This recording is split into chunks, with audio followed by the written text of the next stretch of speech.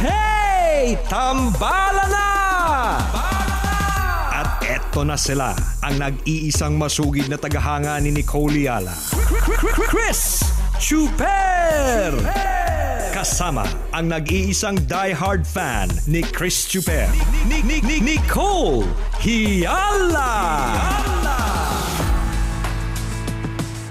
Dear Nicole and Chris. Dear Nicole and Chris. Dear Nicole and Chris. Dear Nicole and Chris. Magandang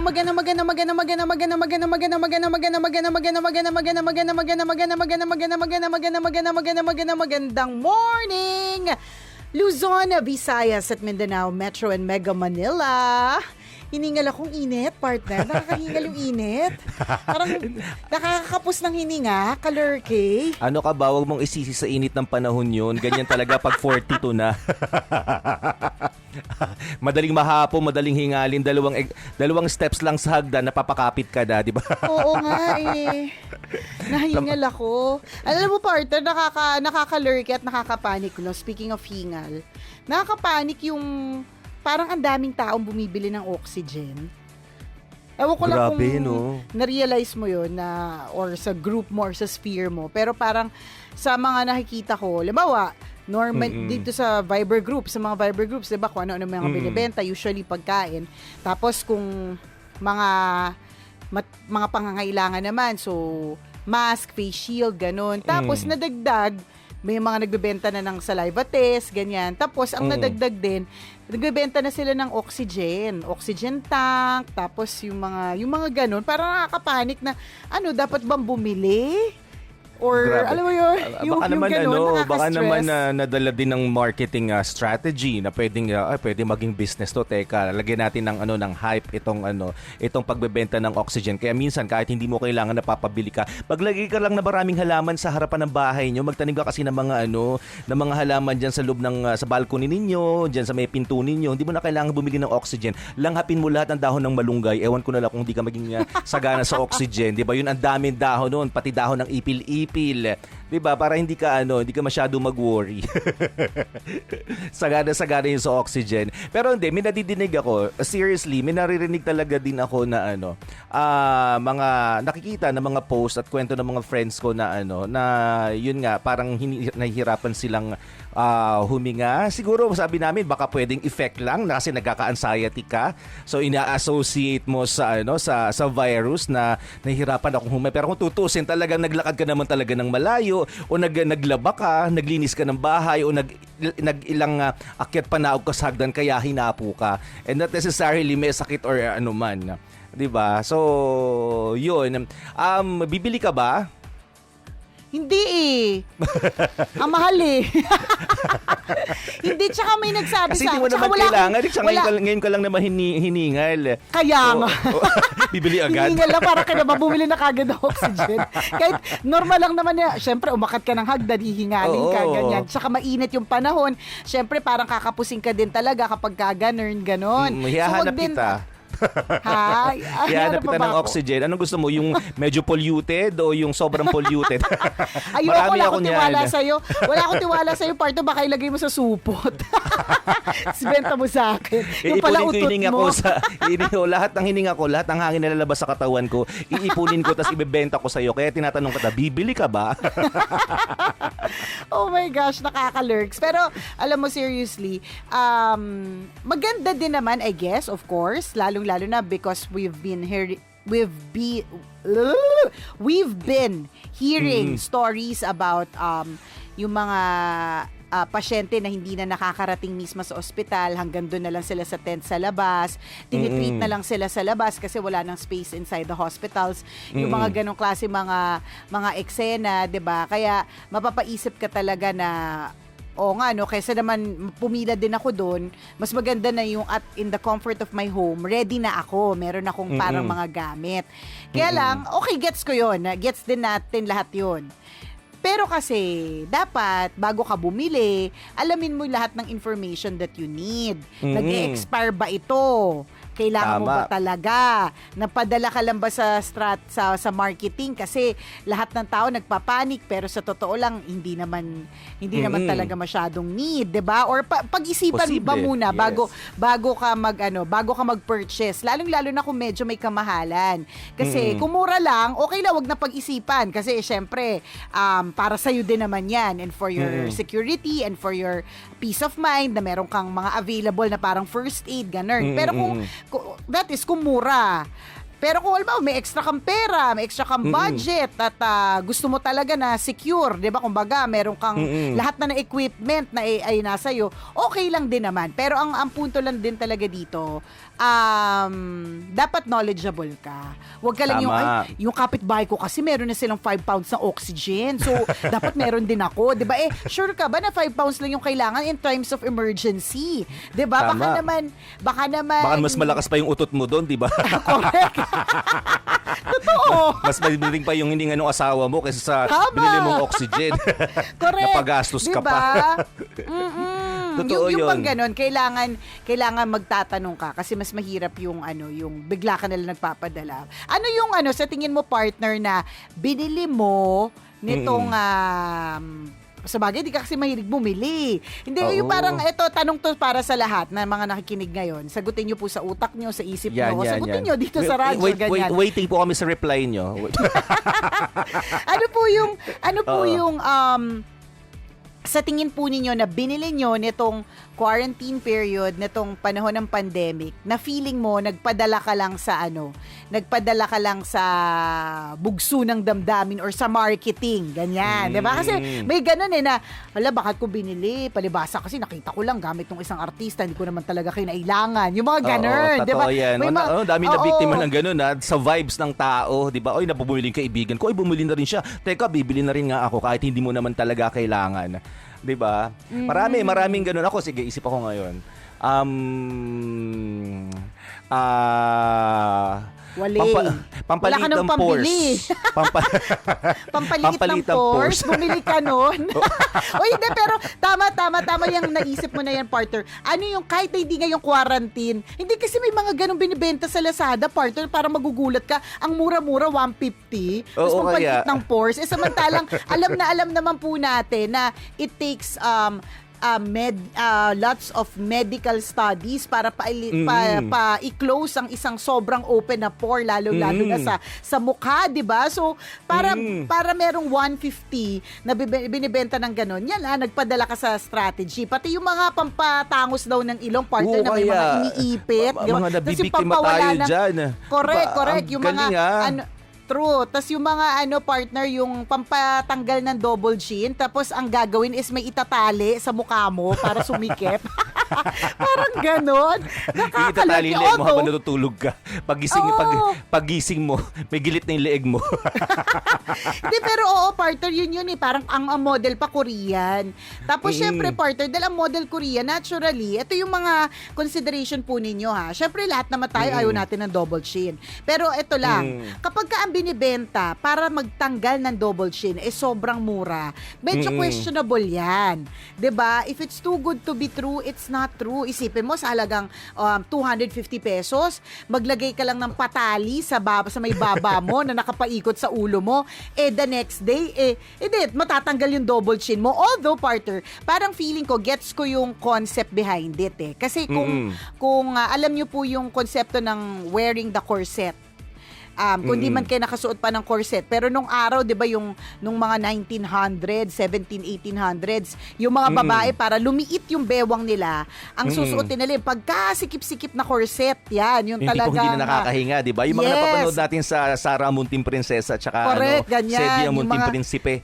Yung pinapalit yung mga Yan. bewang nila para straight body pati, di ba? Ganyan. Tama. Ganun din, kumbaga, partner, I get it, parang it's the same concept na sisikipan mo ang isang parte ng katawan mo hanggang masanay siya. At gano'n naman yung in fairness partner, madaming mga corsets nowadays ang talagang waist trimmer. Kasi tinitrain nila yung waist mo para hindi maging nakabuyangyang, gano'n. Parang nakatrain siya na masikip lang siya, yung nakatrain siya na nakapaloob, parang gano'n. So siguro, gano'n din yung konsepto ng ng paipit ng double chin with the tela na paikot sa ulo. Di ko alam kung anong tawag na loob. Pero kasi bumili ka ba? Napabili ka rin nung Hindi, nakita hindi. mo yun? O kala ko, Hindi. tatanong ko sana, paano mo binili? Nung tinanong mo, pabili nga po ako nung tali na ipupulupot sa leg tapos may patela na kung ano. Kasi hindi mo mabanggit yung brand. Nakaka-lurks. Hindi ako bumili. Bakit? Oo. Kasi I know for a fact, dahil ako ay laging pumupunta sa skincare clinic, I know for a fact na ang double chin, may mga procedure na ginagawa para matanggal siya. At yung mga procedure na ito ay hindi mabilis at hindi Yes. agaran sometimes. Yung iba parang sessions, 5, 10 bago talagang matanggal. Tapos may kasama pang pagda-diet yon. Kasi kahit naman anong pag-laser mo dyan, kung kain ka naman ng kain ng 16 burgers a day, yung double chin mo talaga lalaylay pa rin. 'Di ba? Yung Tama, ganun. tama. So I know for a fact na hindi siya ganun kadali. So bakit ko yung sarili ko, ipapabiktima yung sarili ko na bibili ng isang bagay na alam ko namang hindi ganun ang magiging effect. Tapos halagang 250. Paano Tama. nangyari yun, di ba? Correct. Madami mga ganun, mga produkto tayong na feeling natin mali. Nadaan lang tayo sa strategy pero hindi naman Correct. talaga okay. Totoo yan. Isipin natin mga kaibigan, yung mga nagtatrabaho po sa ad agencies, yung gumagawa ng mga marketing materials natin, yung mga merchandise na nakikita natin online, matatalino po itong mga to. Talagang pinag-isipan nila kung paano ito kakagat sa mga customers. So tayo, bilang mga customers, kailangan maging educated din tayo, maging masuri din po tayo. Kasi kung matalino sila, dapat matalino ka ring buyer. Kasi gaya yan, di ba, yung tipong napabilib ka sa nakita mong isang pahid, wala tanggal agad ang pores, di ba? Biglang naging skin, ano yun, glass skin agad. Nung pinahid, wala pang 5 minuto, naging glass skin agad. Maniniwala ka ba nun? Tapos sa halagang 500 pesos, gaganda agad yung balat mo. Siyempre, maging wais ka din. If again, yung sinasabi namin, if it's too good to be true, maybe, di ba? Maybe it's not true. Kung sinuwerte kang gumanda yung yung skin mo naging glass skin bigla, then perfect for you. Umangkop sa balat mo, pero I doubt kung sa lahat ng pagkakataon ay magiging ganoon. So ingat po tayo bilang maging mga buyer. Again, pinapaalala namin sa inyong lahat, maging wais din po tayong mamimili para hindi tayo hindi naman sabihin naloloko. I mean, kasi 'di ba, hindi naman natin kumbaga hindi nila kasalanan na ibenta rin 'yon. 'Di ba? Ito produkto. Sabi nga namin, 'di ba, may magbenta nga ng kuko, may binibili. Feeling ko mas may fault dito yung buyer kasi hindi tayo naging wais na buyer. 'Di ba? Tapos magsisisi tayo, 'di ba? Tapos manghihinayang tayo dun sa pera natin, lalo na kung alam mong inipon mo yun ng matagal na panahon, tapos 'di ba, na feeling mo naloko ka, kasalanan mo rin kasi binili mo. May choice ka naman kasing hindi bumili. So feeling ko mas may fault yung consumer. Yes, yung buyer. Consumer. Kasi totoo yan. Kasi kumbaga, yung mga gumagawa para sa kanila maybe backed up by facts or maybe meron talaga mga pumaya, tumangos ang ilong, 'di ba, with the products that they have. Pero yun nga, tama ka partner. Ako I agree also. Hindi naman siya kasalanan nung nagbebenta. Kasalanan siya nung bumili. Kasi naniwala ka ang nagbebenta, naturally may marketing strategy yan. Yes, so, kung ang yes. marketing strategy niya ay kumuha siya ng model na payat para sa isang produkto na pampapayat, 'di ba? Nasa sayo yan kung mag-iisip kung paano mo iisipin or hindi. Kasi isipin mo talaga payat na siyang dati. So 'di ba dapat hindi ako basta-basta maniniwala. Nasa sayo yan. Ganun. Tama, totoo yun. Ako siguro yung nabili ko ngayon na gaya ko or nadala ako, yung ring light partner. Bakit? Oo, okay naman eh. Okay naman yung effect ng ring light. Kaya lang feeling ko, nung gumamit ako ng ring light, mas lalo nakita yung pores ko. Bakit parang baliktad yung effect sa'yo? Lalong naging visible. Doon ako sa dim lang. Nung na-realize ko, hindi ko kailangan ng dim light. Hindi ko kailangan ng ring light. Doon lang ako sa dim light. Oo, kasi mas ayaw mo nang kitang-kita lahat. Oo.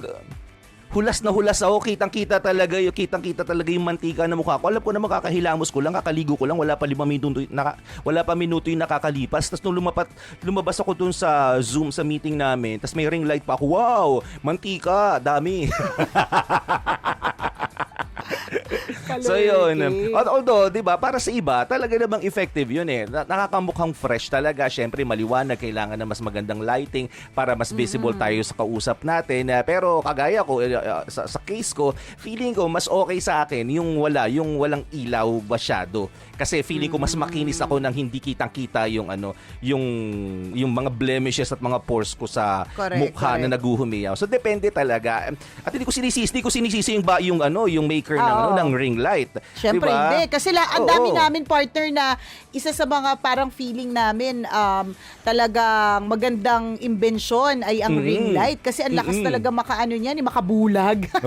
Ang bulag, ang kinis, ganun. Pero for some people, katulad mo partner, iba yung effect ng ring light. At hindi naman din natin masisisi yung ring light. It's your face that has a problem, partner. Tama, di ba? Oo. Hindi problema ng ring light. Problema ng mukha mo yun, partner. Ganun. Tama. Tsaka kaya pag napabili ka ng ganun tapos feeling mo hindi effective sa'yo o hindi mo magagamit yung binili mo, di ba manghihinayang ka eh. Di ba kasi pera mong pinaghirapan yung ibinili mo noon. Paano kung mas mahal pa sa 2,000? Paano kung mas mahal pa sa ring light yung amount na ginastos mo? So nakakapanghinayang talaga. Kaya ulit-ulitin namin ang paalala ng tambalan, maging tayo, wais na mamimili.